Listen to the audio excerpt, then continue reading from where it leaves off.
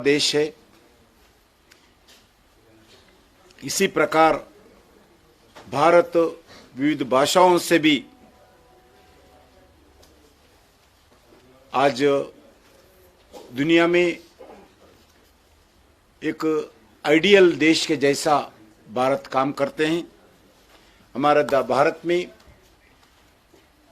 लगभग 121 प्रमुख भाषाएं हैं और 1599 अन्य बोलियां भाषा उपभाषा भी भारत में है। इतने भाषा दुनिया में कोई देश में हमें एग्जाम्पल के जैसा भी दिखते भी नहीं। हमारे संविधान के अनुसूची में 14 भाषा ऑफिशियल लैंग्वेजेस के तहत शामिल थी। आज इसमें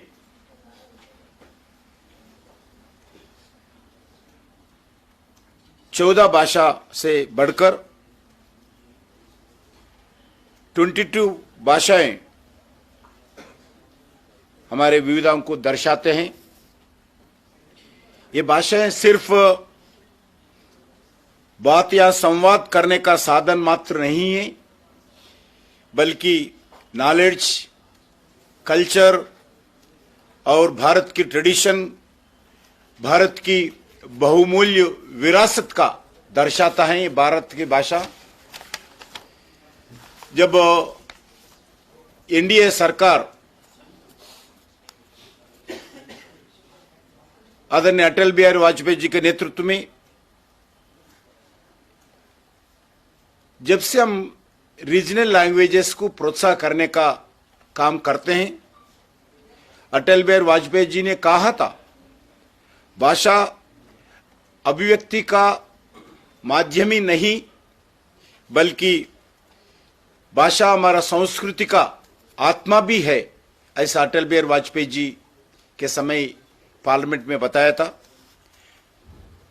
संस्कृति में एक वाक्य है, भाषा विवेकास्य वाहनम, अर्थात भाषा ज्ञान का वाहन भी है। भारत में भाषा का इतना रीजनल लैंग्वेजेस से लेकर, हिंदी से लेकर, संस्कृति से लेकर एक महत्वपूर्ण भूमिका भारत को जोड़ने के लिए, भारत को एकीकृत करने के लिए भाषा काम करते हैं। लेकिन हमारे ज्ञान का वाहन को, इस भाषा का तोड़ने के लिए ब्रिटिश के जमाने में अलग अलग कोशिश हुआ है। जैसे 1835 में मैकाले के द्वारा भारत की जो क्लासिकल लैंग्वेजेस है उसको साइडलाइन करने के लिए ब्रिटिश ने प्रयास किया। इंग्लिश को शिक्षा में माध्यम से बढ़ावा दिया भारत में। और आजादी के बाद जो 1956 में लिंग्विस्टिक बेसिस पे भाषा के आधार पर राज्यों का पुनर्निर्माण हुआ था, जिससे भारत को कोऑपरेटिव फेडरलिज्म और एडमिनिस्ट्रेशन का भाषा एक सेंसिटिव इश्यू के आधार पर अलग अलग स्टेट्स भी बनाए गए थे।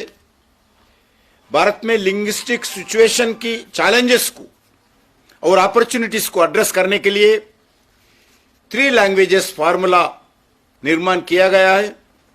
पिछले 70 वर्षों में इस फार्मूला को स्टेट्स एंड नेशनल लेवल पर अलग अलग स्कूल सिस्टम्स में हो, बोर्ड्स में भी हो, एक आइडियल स्ट्रैटेजी के रूप में इस 3 लैंग्वेजेस फार्मूला को स्वीकार किया था। मगर इस फार्मूला इंप्लीमेंटेशन में लोगों का सेटिस्फैक्शन नहीं थे। लोगों के मन में था हमारा रीजनल लैंग्वेजेस, हमारा मातृभाषा, हमारा मदर टंग को हम दूर हो रहे।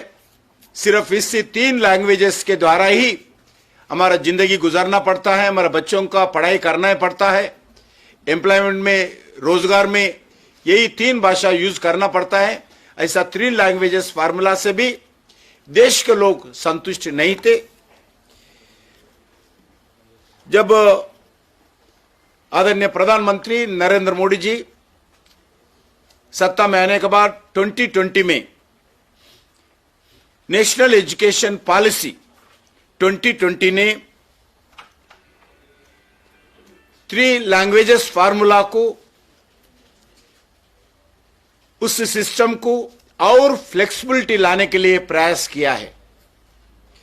यानी अभी 3 भाषाओं से कम 2 भारत की स्थानीय भाषा, मूल भाषा भी हो। इस एजुकेशन पॉलिसी 2020 में और रीजनल लैंग्वेजेस को जोड़ दिया गया। इससे गांव में रहने वाले गरीब, सामान्य सभी लोगों को एजुकेशन में, एम्प्लॉयमेंट में रीजनल लैंग्वेजेस को बढ़ावा देने के लिए भारत सरकार न्यू एजुकेशन पॉलिसी में एक महत्वपूर्ण कदम उठाए गए। हमारा भाषाएं हमारा भारत को जोड़ने का काम करते हैं। भारतीय जनता पार्टी ने हमेशा यह सुनिश्चित करने के लिए महत्वपूर्ण भूमिका निभाई है। ऑफिशियल लैंग्वेजेस रिप्रेजेंटेटिव के रूप में प्रयास कर रहे। 1967 में सिंधी भाषा को संविधान के 8वीं अनुसूची में जोड़ा गया। तब अटल बिहारी वाजपेयी जी ने सिंधी भाषा के समर्थन में अपने एक भाषण में कहा था, मैं हिंदी बोलता हूं पर सिंधी मेरा मौसी है। यहां अटल जी का प्रयासों के कारण हो, अलग अलग निर्णय पर, समय पर भाषाओं का प्रोत्साहन करने का विषय पर भी हो, आज सिंधी लैंग्वेजेस भी मान्यता मिली है और सिंधी को भारत में उच्च स्थान मिला है। भाजपा ने 1992 में जब अटल बिहारी वाजपेयी प्रधानमंत्री था, उस समय कोंकणी, मेथी और नेपाली ऐसे 3 लैंग्वेजेस को ऑफिशियल लैंग्वेजेस कर रूप में जोड़ने के लिए और पूर्ण प्रयास किया है। वैसा ही बोडो, डोगरी, मैथिली और संथाली को भारतीय संविधान को 8th शेड्यूल में शामिल करने का एक्ट 2003 में अटल बिहारी वाजपेयी जी के नेतृत्व में भारतीय जनता पार्टी एनडीए सरकार कार्यकाल में 8th शेड्यूल में इस 3 लैंग्वेजेस को, बोडो, डोगरी, मैथिली, संथाली, इस 4 भाषाओं को लाने के लिए प्रयास किया है। जब उप प्रधानमंत्री 2003 में जो लाल कृष्ण आडवाणी जी ने 18 अगस्त 2003 में लोकसभा में इस अमेंडमेंट बिल का प्रेजेंट किया है, ऐसा ही जैसा अटल बिहारी वाजपेयी जी के समय पे स्थानीय लैंग्वेजेस को, मातृभाषा को जैसा प्रोत्साहन करते थे, आज नरेंद्र मोदी जी के नेतृत्व में स्थानीय भाषाओं को प्रमोट करने के लिए निरंतर हम काम कर रहे हैं। आपको मालूम है आर्टिकल 370 रद्द करने के बाद जम्मू कश्मीर में ऑफिशियल लैंग्वेजेस बिल संसद में पेश किया गया था। जब उस एक्ट के अनुसार आज जम्मू कश्मीर में सभी ऑफिशियल पर्पस के लिए आज 4 लैंग्वेजेस का हम निर्णय किया है। उसमें कश्मीरी लैंग्वेजेस हो, डोगरी हो, उर्दू हो, हिंदी हो, इंग्लिश हो, इस 5 लैंग्वेजेस ग्रुप में आज भारत सरकार जम्मू कश्मीर जनता के लिए इस 5 लैंग्वेजेस का मान्यता दिया है। जम्मू कश्मीर में केवल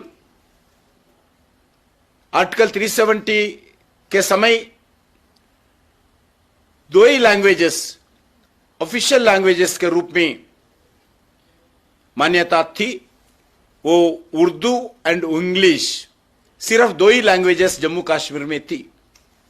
आज 2 ही के जगह हम 5 किया है, वो कश्मीर, डोगरी, उर्दू, हिंदी एंड इंग्लिश। आज भारत सरकार के द्वारा इस 5 लैंग्वेजेस का जम्मू कश्मीर जनता ऑफिशियल लैंग्वेजेस के रूप में पूरा उपयोग कर रहे हैं। डोगरी को शामिल करना, ये लोकल कम्युनिटी को इंक्लूसिविटी और एम्पावरमेंट के दिशा में बदलाव लाने का पूरा आज जम्मू कश्मीर का जनता के सामने दर्शाता है। माननीय प्रधानमंत्री नरेंद्र मोदी जी के नेतृत्व में भारतीय भाषाओं को विकास और संरक्षण की प्राथमिकता दी गई है। इनमें सबसे बड़ा निर्णय नेशनल एजुकेशन पॉलिसी 2020 के द्वारा की गई है। कुछ लोग मजाक उड़ाते थे रीजनल लैंग्वेजेस के ऊपर, विपक्ष के नेता, मगर आज भारत के जनता न्यू एजुकेशन पॉलिसी में जो भारत सरकार रीजनल लैंग्वेजेस को प्रोत्साहन करने के लिए निर्णय किया है, आज पूरे लोग स्वागत करते हैं। मातृभाषा में इस एजुकेशन पॉलिसी के द्वारा जो भी स्टूडेंट्स हो, छात्र हो, उसको पढ़ाने में बहुत प्रोत्साहित कर रही है, जिसमें लर्निंग प्रोसेस भी सिंपल और इफेक्टिव बनेगा। जो परिवार में जन्म लेते हैं, उस परिवारों का भाषा के द्वारा ही एजुकेशन में आगे बढ़ना चाहिए। जो माताजी का भाषा है, मातृभाषा है, उस भाषा का प्रोत्साहन करना, उस भाषा में ही उनको पढ़ाई करना भारत सरकार का निर्णय था। दुनिया भर में हुई रिसर्च के अनुसार मातृभाषा में स्टडी एक बहुत अच्छा तरीके से माना जाता है। अब दुनिया में अलग अलग देशों में स्टडी किया है, मातृभाषा का एजुकेशन और अलग भाषा का एजुकेशन से सबसे ज्यादा मातृभाषा में ही अच्छे माना जाता है। और मदर टंग के विषय पर उस भाषा को प्रोत्साहित करना, उस भाषा को प्रमोट करना, उस भाषा को प्रिजर्व करना, ये भारत सरकार का निर्णय है। मदर टंग की पढ़ाई में ज्यादा ध्यान इजी भी होता है और इसके द्वारा छात्रों में आत्मविश्वास मजबूत होता है। और विशेष रूप से जो एजुकेशन के शुरुआत के समय पर मातृभाषा के द्वारा छात्रों में ओवरऑल डेवलपमेंट का सबसे बड़ा महत्वपूर्ण भूमिका निभाते हैं। अब एक रेवोल्यूशनरी निर्णय भारत सरकार ने लिया है। अभी स्कूल एजुकेशन हो और हायर एजुकेशन भी हो, प्रोफेशनल एजुकेशन भी हो, आज मातृभाषा में पढ़ाने का निर्णय किया है। उसमें इंजीनियरिंग भी हो, मेडिकल भी पढ़ाई हो, मातृभाषा में भी आज होगा, जिससे हर छात्र गर्व से मातृभाषा में पढ़ाई कर सकते हैं। नेशनल एजुकेशन पॉलिसी आदिवासी भाषाओं को संरक्षण देने पर भी ध्यान दिया है, क्योंकि हंड्रेड्स ऑफ ट्राइबल लैंग्वेजेस हम नेग्लेक्ट किया गया इतने सालों में। इस ट्राइबल लैंग्वेजेस को प्रोटेक्ट करना, ट्राइबल लैंग्वेजेस को प्रिजर्व करना, ट्राइबल लैंग्वेजेस को प्रमोट करना आज भारत सरकार निर्णय किया है। वैसे ही हमारा आदिवासी संस्कृति को, आदिवासी जीवन पद्धति को इस भाषाओं के द्वारा हम बचाए जा सकते हैं। इसके लिए भी भारत सरकार निर्णय किया है। यूजीसी के द्वारा भारतीय भाषाओं को प्रमोट करने के लिए एक नया initiative, augmenting study material in Indian languages through translation and academic writing, Asmita को लाए गए।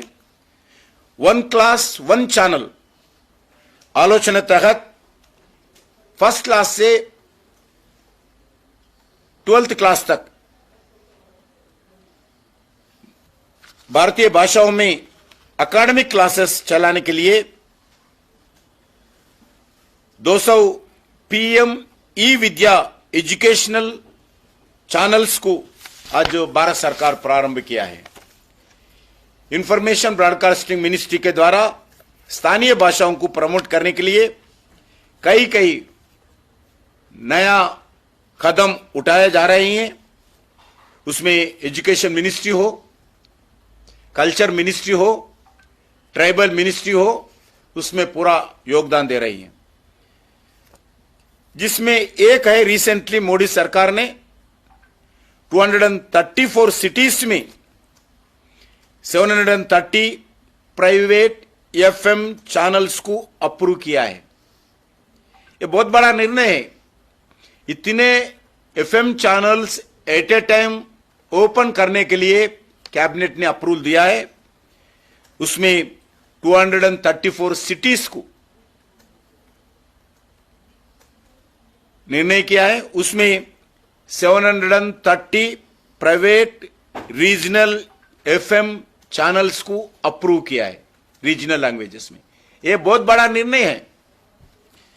Development, communication and distribution of film content, DCDFC, development, communication and distribution of film content कार्यक्रम के द्वारा इंटरनेशनल लेवल पर भारतीय भाषाओं की फिल्म को प्रमोट करने का काम कर रही हैं। आज मोदी जी के नेतृत्व में यूनियन कैबिनेट में इसी साल 3 अक्टूबर को 5 भाषाओं को क्लासिकल लैंग्वेजेस में का दर्जा दिया है। बहुत सालों से चर्चा होता था, बहुत सालों से संघर्ष करते थे लोग। हमारा लैंग्वेजेस को क्लासिकल लैंग्वेजेस का दर्जा देने के लिए बहुत डिमांड थे। वो मराठी में जब मैं कल्चर मिनिस्ट्री था, जब अलग अलग लोग पार्टी से ऊपर उठकर सभी लोग मिलकर हमारा मराठी लैंग्वेजेस को क्लासिकल लैंग्वेजेस का दर्जा देने के लिए डिमांड करते थे। आज नरेंद्र मोदी जी सरकार जो भी रीजनल डिमांड को देखते हुए जो आज 5 लैंग्वेजेस को इसी साल अक्टूबर 3 तारीख कैबिनेट में अप्रूवल किया है। उसमें एक मराठी, दूसरा बंगाली और असमी, पाली एंड प्राकृत, इस 5 भाषाओं को क्लासिकल लैंग्वेजेस का दर्जा देना बहुत एक हिस्टोरिकल निर्णय था। अभी क्लासिकल लैंग्वेज की संख्या लगभग देश में 11 हो गई। पहले ही हम जो 5 देने से पहले संस्कृत, तेलुगु, तमिल, कन्नड़ा, मलयालम, ओरिया इस मिलकर आज 11 हो गई है। भारत दुनिया में एकमात्र देश है जिसने 11 भाषाओं को क्लासिकल लैंग्वेजेस का दर्जा दिया है। खाली पेपर के ऊपर दर्जा दिया नहीं, आज लोग 140 करोड़ जनता में ऐसी अलग अलग लैंग्वेजेस यूज करने वाले, उसमें 11 लैंग्वेजेस को क्लासिकल लैंग्वेजेस के द्वारा लोग गर्व महसूस करते हैं। ये भारत में ही है। आज मिनिस्ट्री ऑफ एजुकेशन के द्वारा क्लासिकल लैंग्वेजेस को बढ़ावा देने के लिए सिर्फ दर्जा ही नहीं, उस लैंग्वेजेस को बढ़ावा देने के लिए भी एजुकेशन मिनिस्ट्री के द्वारा, कल्चर मिनिस्ट्री के द्वारा लगातार प्रयास होते हैं। आपको मालूम है, नरेंद्र मोदी जी सरकार आने के बाद 2020 में संसद के एक्ट द्वारा संस्कृत लैंग्वेजेस को बढ़ावा देने के लिए 3 सेंट्रल संस्कृति यूनिवर्सिटीज स्थापित किया गया। प्राचीन तमिल ग्रंथों के अनुवाद रिसर्चों को प्रोत्साहन करने के लिए, Tamil languages students and scholars के लिए सिलेबस प्रदान करने के लिए central institute of classical Tamil का CICT स्थापना किया है। भारतीय भाषाओं के अध्ययन में संरक्षण में बढ़ावा देने के लिए central institute of Indian languages का भी स्थापना किया है। सिर्फ हम क्लासिकल लैंग्वेजेस का दर्जा भी नहीं, उस लैंग्वेजेस को और प्रोत्साहन करने के लिए अलग अलग इंस्टीट्यूट्स भी, यूनिवर्सिटीज भी हम स्थापना कर रही हैं। मैसूर में, कर्नाटक मैसूर में कन्नड़ा, तेलुगु, मलयालम और ओडिशा के लिए स्पेशल स्टडी सेंटर का भी स्थापना किया है। आज क्लासिकल लैंग्वेजेस फील्ड में काम करने वाले व्यक्तियों को और संस्थाओं को प्रोत्साहन करने के लिए नेशनल एंड इंटरनेशनल अवार्ड्स भी भारत सरकार ने शुरू किए हैं। अलग अलग यूनिवर्सिटीज और भारतीय भाषाओं को प्रोत्साहन देने के लिए भी national awards, chairs and special centres का भी स्थापना किया है।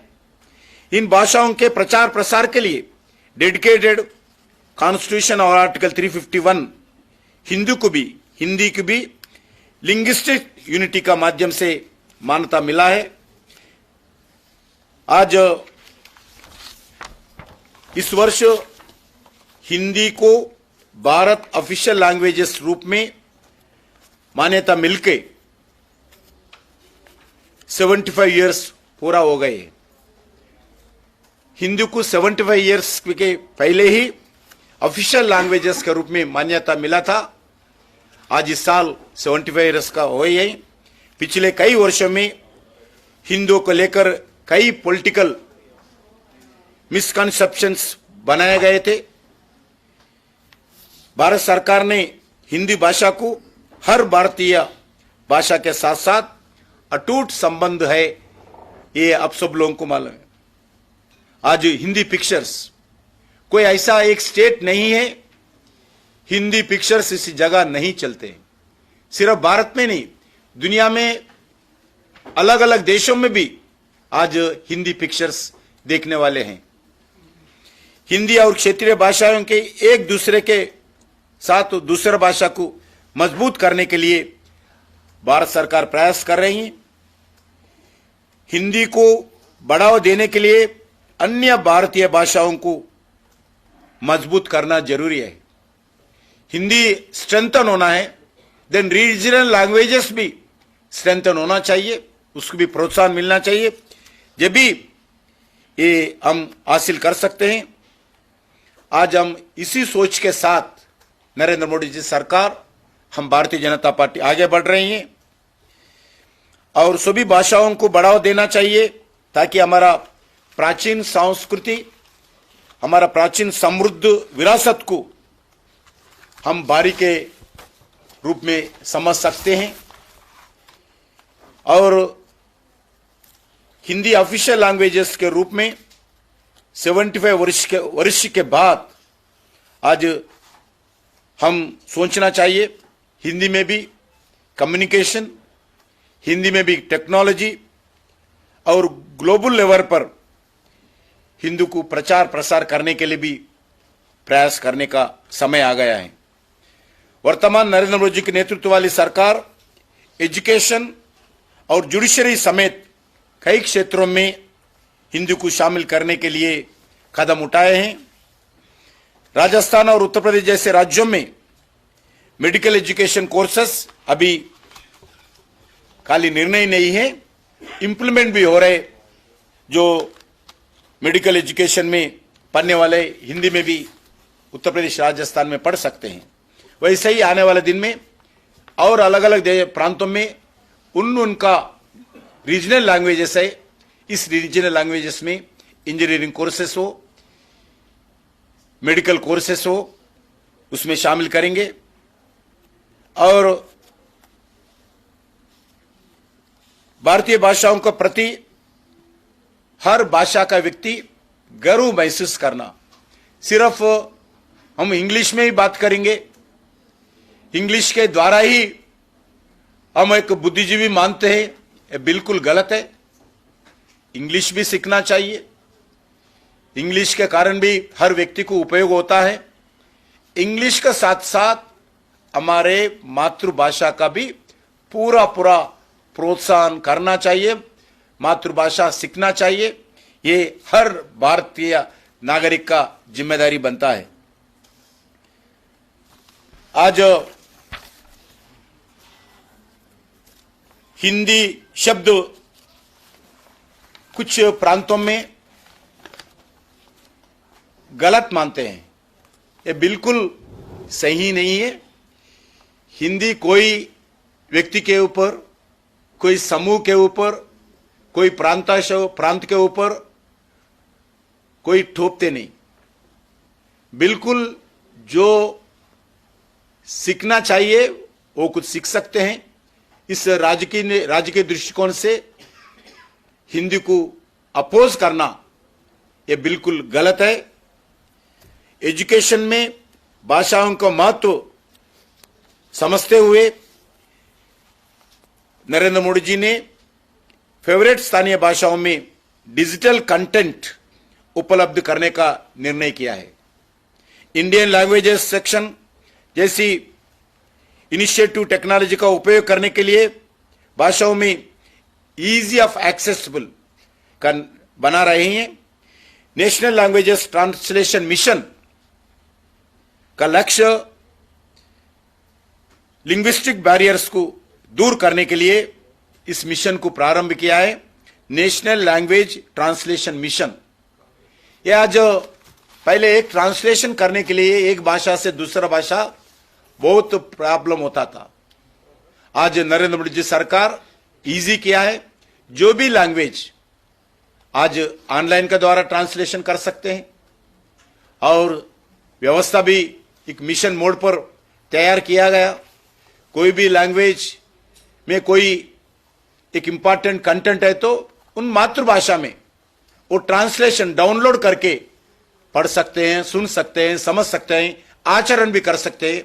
ऐसी आज भारत सरकार इजी मेथड से नेशनल लैंग्वेजेस ट्रांसलेशन मिशन के रूप में आज प्रयास कर रही है, ताकि भारत के अलग अलग क्षेत्रों के लोग आसानी से आपस में अपने लैंग्वेजेस को में बातचीत कर सकते हैं। ये नेशनल एजुकेशन पॉलिसी का हिस्सा है, जो मल्टीलिंगुअल एजुकेशन को जो जोर देती है, ज्ञान और विभिन्न भारतीय भाषाओं को आसान बनाने का प्रयास कर रही है। मैं एजुकेशन इंस्टीट्यूट में डिजिटल लर्निंग मटेरियल डेवलप करने के लिए भारत सरकार पूरा स्टेट गवर्नमेंट्स को एनकरेज कर रही है। लिंग्विस्ट लिंग्विस्टिक डाइवर्सिटी को बढ़ावा मिलते ही और ग्लोबल टैलेंट को जरूरतों के द्वारा पूरा करने के लिए भी हम प्रयास करें। उसके साथ साथ एक भारत श्रेष्ठ भारत तहत रीजनल लैंग्वेजेस के कल्चर को, कलाकारों को प्रोत्साहन देने के लिए प्रयास कर रही है।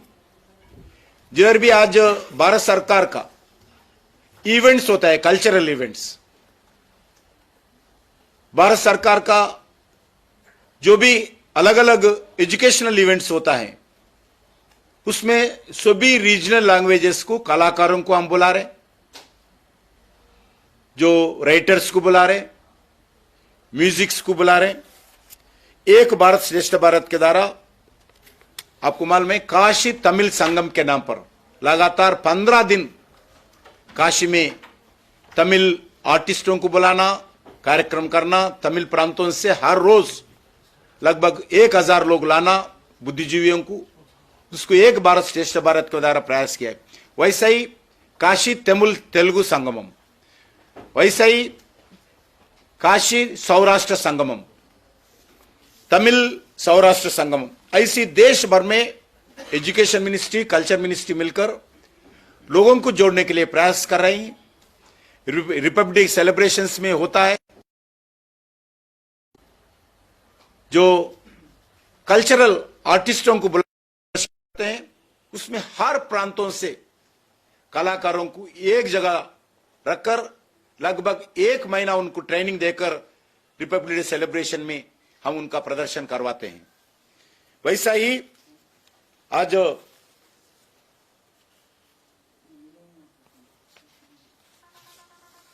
हमारी भाषा और हमारी संस्कृति विविधता भारत का एक ताकत है, इस दृष्टिकोण से हम आज काम कर रही हैं।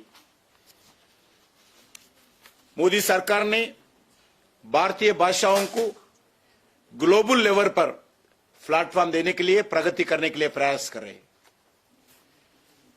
इंटरनेशनल मदर लैंग्वेज डे माध्यम से लिंग्विस्टिक हेरिटेज को रिजर्व करने के लिए भारत सरकार प्रयास कर रही है। मॉडर्न एजुकेशन क्षेत्रीय भाषाओं में उपलब्ध करना एक बड़ा पहल है। Languages based tourism, literature festivals, research माध्यम से भारत को विविधता में दुनिया के सामने लाने के लिए हम प्रयास कर रही हैं। मित्रों, भाषा केवल एक शब्दों का समूह नहीं है। आज का जनरेशन और समुदायों के बीच में जो हमारा ट्रेडिशन, हमारा कल्चर का आज का जनरेशन के बीच में एक मातृभाषा एक ब्रिज बन सकता है। जैसा माननीय प्रधानमंत्री जी ने मन की बात में कहा है, जैसे हम अपने मां को नहीं छोड़ सकते हैं, मां को नहीं भूल सकते हैं, वैसे ही हम अपने मातृभाषा को भी नहीं छोड़ सकते हैं, मातृभाषा को भी नहीं भूल सकते हैं। ये प्रधानमंत्री जी का एक संदेश था। इसलिए हम सभी भारत के वासियों से अनुरोध है, अपनी भाषाओं का सम्मान करें, अपनी मातृभाषाओं का संरक्षण करें, मातृभाषाओं का प्रिजर्व करें, मातृभाषाओं का प्रमोट करें, मातृभाषाओं में पढ़े, अपने बच्चों को पढ़ाइए। इंग्लिश में पढ़ाना चाहिए, उसके साथ साथ मातृभाषा को भी पूरा संरक्षण करने के लिए लोगों से मैं आग्रह करता हूं, क्योंकि हमारे संस्कृति की आत्मा है, हमारे उज्जवल भविष्य की गारंटी है हमारा मातृभाषा। इस महान कार्य में जनता का भागीदारी और देश के जो मीडिया के सहायता, मीडिया का भागीदारी बहुत जरूरी है। मैं आज गर्व के साथ कह सकता हूं, रीजनल लैंग्वेजेस का मीडिया इंग्लिश लैंग्वेज से ज्यादा महत्वपूर्ण भूमिका निभा रही है। इसलिए जितने भी रीजनल लैंग्वेजेस का मीडिया है, उनको भी मैं अभिनंदन करना चाहता हूं और उन लैंग्वेजेस में जो भी काम कर रहे रिपोर्टर से लेके मैनेजमेंट तक जो देखने वाले जो प्रेक्षक होते हैं जनता होते हैं उनको भी मैं धन्यवाद देना चाहता हूं। रीजनल लैंग्वेजेस आज रीजनल लैंग्वेज को बचाने में बहुत प्रयास कर रहे हैं। अगर रीजनल लैंग्वेजेस का चैनल नहीं रहते तो आज बहुत कुछ हम खोते थे। आज मातृभाषा को रक्षा करने में रीजनल लैंग्वेजेस का भी बहुत बड़ा योगदान है। इसीलिए मैं उन सभी लोगों को जो मातृभाषा में बात करते हैं, मातृभाषा में पढ़ते हैं, मातृभाषा में मीडिया चलाते हैं, मातृभाषा में आज टीचर्स बन सकते हैं, सभी लोगों को नरेंद्र मोदी जी सरकार ओर से मैं धन्यवाद देता हूं और आह्वान भी करता हूं आने वाले दिन में इस भाषाओं को पूरा प्रोत्साहन करने के लिए सरकार कटिबद्ध है और लोगों से भी अनुरोध करता हूं इसमें आगे आने के लिए। धन्यवाद।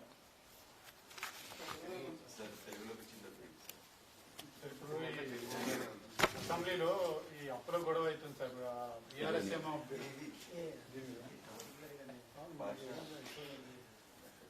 మనకందరికీ తెలుసు ఈరోజు మాతృభాష మనమందరం మర్చిపోతా ఉన్నాం। తల్లిదండ్రులు సైతం కూడా మాతృభాషలో కాకుండా ఇంగ్లీష్ భాషలోనే చదివించాలనేటువంటి ఆలోచన చేస్తా ఉన్నారు। కాబట్టి దయచేసి ఈరోజు భారత ప్రభుత్వం కూడా అనేక రకాలుగా క్లాసికల్ లాంగ్వేజెస్ వాళ్లకు స్థాయి కల్పించడంలో అనేక భాషలను ప్రోత్సహిస్తా ఉన్నాం। ఈరోజు నూతన విద్యా విధానంలో మాతృభాషలోనే చదువుకునేటువంటి అవకాశం కల్పిస్తా ఉన్నాం। ఈరోజు ఇంజనీరింగ్ కావచ్చు, మెడికల్ కావచ్చు, రానున్న రోజుల్లో మాతృభాషలోనే చదువుకోవడము, మాతృభాషలోనే పరీక్ష రాయడం కూడా అవకాశం కల్పించే దిశలో ముందుకెళ్తా ఉన్నాం। ఇప్పటికే కొన్ని రాష్ట్రాల్లో హిందీ భాషలో ఇంజనీరింగ్ కానీ మెడికల్ కోర్సెస్ కానీ ప్రవేశపెట్టడం జరిగింది। ఎందుకంటే మాతృభాషకు మించినటువంటి భాష మరొకటి ఉండదు। అమ్మ నేర్పిన భాష, అమ్మ భాష మన మాతృభాష। దీన్ని ప్రోత్సహించడం కోసం నరేంద్ర మోడీ గారి ప్రభుత్వం అన్ని రకాలుగా ప్రయత్నం చేస్తా ఉన్నాం। ఈరోజు అనేక వందల మాతృభాష సుమారు 1100 ప్రాంతీయ భాషలు మాతృభాషలు కనుమరుగవుతున్నటువంటి నేపథ్యంలో భారత ప్రభుత్వము ఈ యొక్క మాతృభాషలను పరిరక్షించేటువంటి ఉద్దేశంతో నూతన విజ్ఞానం 2020 ఏదైతే నరేంద్ర మోడీ గారి ప్రభుత్వం ప్రవేశపెట్టిందో దాని ద్వారా ఈరోజు అనేక రకాల చర్యలు తీసుకుంటున్నాం, అనేక రకాల కార్యక్రమాలు తీసుకుంటున్నాం। ఇప్పటికే మన యొక్క సంస్కృతిలో 3 విశ్వవిద్యాలయాలు ఈరోజు భారత ప్రభుత్వము సెంట్రల్ యూనివర్సిటీస్ ఏర్పాటు చేయడం జరిగింది। ఈ రకంగా మాతృభాషను ప్రోత్సహించేటువంటి ప్రయత్నంలో అనేక రకాల కార్యక్రమాలు భవిష్యత్తులో కూడా తీసుకుంటాం। కాబట్టి ప్రజలందరినీ కోరేది ఒకటే, మనము ఏ భాషలో చదువుకున్నప్పటికీ మాతృభాషను మాత్రం మరవకూడదు। మాతృభాషలో ఏదైతే అమ్మ నేర్పిన భాషలో, అమ్మ భాషలో పిల్లలను చదివించేటువంటి ప్రయత్నం కూడా చేయాల్సిన అవసరం ఉందని చెప్పి దానికోసం అన్ని రకాల ప్రయత్నాలు చేయాలి। నేను ప్రత్యేకంగా ఈరోజు కొన్ని మాతృభాషలకు సంబంధించినటువంటి పనిచేస్తున్నటువంటి సంస్థలను మనస్ఫూర్తిగా అభినందిస్తా ఉన్నాను, ప్రోత్సహిస్తా ఉన్నాను। అదేవిధంగా మాతృభాషలో రీజనల్ లాంగ్వేజెస్ లో పనిచేస్తున్నటువంటి టీవీ ఛానల్స్ కానీ, ప్రచార ప్రసార సాధనాలు కానీ అవి వాటి కారణంగా ఇంకా భాష బతుకున్నది। పత్రికలు మాతృభాషలో పత్రిక లేనట్లయితే ఇప్పటికే చాలా మంది మాతృభాషను మర్చిపోయేటువంటి వాళ్ళం। కానీ ఈరోజు అనేకమైనటువంటి వార్తా పత్రికలు కావచ్చు, టీవీ ఛానల్స్ కావచ్చు, మాతృభాషలో తమ యొక్క కార్యక్రమాలు కొనసాగిస్తున్నందున ఈరోజు నవతరానికి, యువతరానికి ఈ యొక్క మాతృభాష నేర్చుకునేటువంటి ప్రయత్నము, నేర్చుకునేటువంటి అవకాశము ఈ యొక్క ప్రచార ప్రసార సాధనాల ద్వారా కూడా జరుగుతున్నందుకు నేను మనస్ఫూర్తిగా ప్రచార ప్రసార సాధనాల సంస్థల అధినేతలను, అందులో పనిచేస్తున్నటువంటి సిబ్బందిని, విలేకరులను భారత ప్రభుత్వం ద్వారా అభినందిస్తా ఉన్నాను।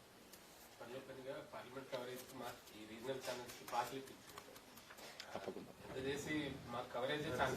బీజేపీ కమ్యూనికేషన్స్ కూడా మొత్తం హిందీలో మాత్రమే ఉంటాయి సార్। ఇంగ్లీష్ లో కూడా ఉండవు కొన్నిసార్లు. అంటే ప్రాంతీయ భాష రాష్ట్ర అధ్యక్షుడిగా భారతీయ ఇచ్చినటువంటి భాష అంటే notifications హిందీ మాత్రమే ఇవన్నీ కాదు. కూడా మార్పులు ఉండాలి. తెలుగు, కన్నడ, మరాఠీ, గుజరాతీ ఇవన్నీ కూడా ఇప్పుడు మాకు భారతీయ- పార్లమెంట్ లో మాకు అన్ని భాషల్లో వెంటనే ఇప్పుడు అందుబాటులో ఉంది. మేము మా డెస్క్లలో పెట్టినటువంటి కంప్యూటర్స్ లో ఆల్ రీజనల్ లాంగ్వేజెస్, ఏదైతే గుర్తింపు పొందినటువంటి రీజనల్ లాంగ్వేజెస్ లో రోజువారీ బిజినెస్ కావచ్చు, బిల్స్ కావచ్చు, అందులో వస్తాం.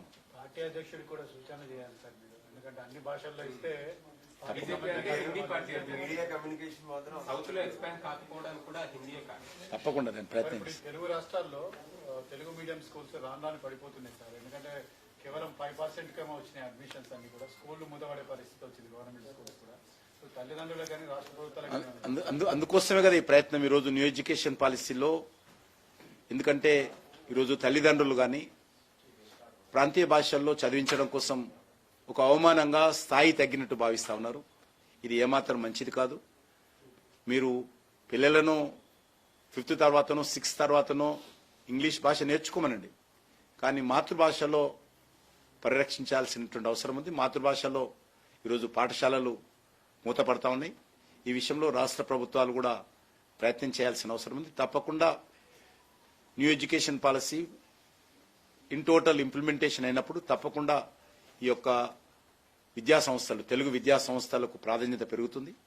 ఆ దిశలోనే రాష్ట్ర కేంద్ర ప్రభుత్వాలు కలిసి పనిచేయాల్సిన అవసరం ఉందని భావిస్తున్నాను. సార్ ఇప్పుడు ఈ కేంద్రీయ విద్యాలయ స్కూల్స్ కూడా ఉన్నాయి, కేంద్ర ప్రభుత్వం నడిపే స్కూల్స్. రాష్ట్రాల్లో హిందీ ఇంగ్లీష్ ఈ రెండు తప్ప అసలు ఆ స్థానిక భాష కేంద్రీయ విద్యాలయాల పర్పసే వేరు. అంటే కేంద్ర ప్రభుత్వ ఉద్యోగస్తులు ఎవరైతే ఉన్నారో వాళ్ళు ట్రాన్స్ఫర్ అవుతారు కాబట్టి ఒక రాష్ట్రం నుంచి ఇంకో రాష్ట్రానికి. కాబట్టి వాళ్ళ కోసం పెట్టినటువంటి కేంద్ర విద్యాలయాలు, అక్కడ కేంద్ర ప్రభుత్వంలో పనిచేస్తున్నటువంటి స్టాఫ్ ఎవరైతే ఉంటారో వాళ్లకు గతంలో చాలా కేంద్రీయ విద్యాలయాలు లేనప్పుడు ఇబ్బందులు వచ్చాయి. అందుకే వాళ్లకు మధ్యలో ట్రాన్స్ఫర్ అవుతున్నప్పుడు వాళ్ళ పిల్లలకు ఇబ్బంది కలగకూడదు, సిలబస్లో కానీ భాషలో కానీ ఇబ్బందులు రాకూడదు. కాబట్టి వాళ్ళ విద్య కంటిన్యూ కావాలి, వాళ్ళ యొక్క తల్లిదండ్రుల సేవలు ప్రభుత్వాలకు అడ్మినిస్ట్రేషన్కు ఉపయోగం ఉండాలనే ఉద్దేశంతో కేంద్రీయ విద్యాలయ సంస్థలు, అది ఆర్మీ కావచ్చు లేక మరి మీ యొక్క పారామిలిటరీ కావచ్చు, దాంతోపాటు కేంద్ర ప్రభుత్వ సంస్థలు పనిచేసేటువంటి ఉద్యోగస్తులకు అదే లక్ష్యంతో లాంగ్వేజ్ అండ్ సిలబస్ ఇబ్బంది కావద్దనే పెట్టారు. దాని పర్పసే అది.